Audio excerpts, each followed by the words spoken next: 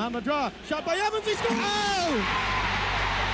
Daryl Evans and the Kings have taken the lead in the series. He is such a wonderful guy who scored one of the great goals ever in Kings history against the Oilers in 1982, the miracle on Manchester. There is no place Kings radio analyst Daryl Evans would rather be than a hockey rink.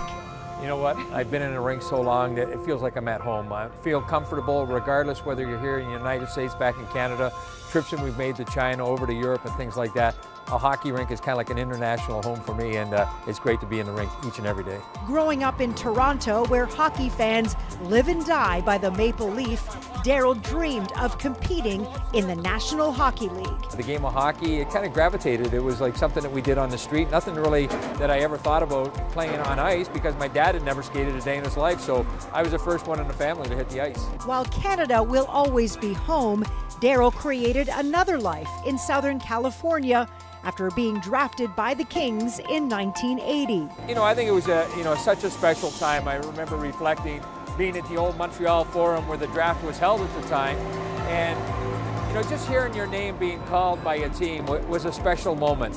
I was a little bit of shock, and that Los Angeles, not necessarily a traditional hockey market back in 1980. So I hear my friends were going to Toronto, Detroit, Chicago, and all that, the original 6 team, and I was going to Los Angeles. But once I got here for the first time, I thought this was going to be a special time. And here, as I look back now, it's going to be 40 years this year in June when I was drafted. How quick it's gone. On this night, as the Kings prepare to take on their rival, the Anaheim Ducks, Evans prepares in his own way.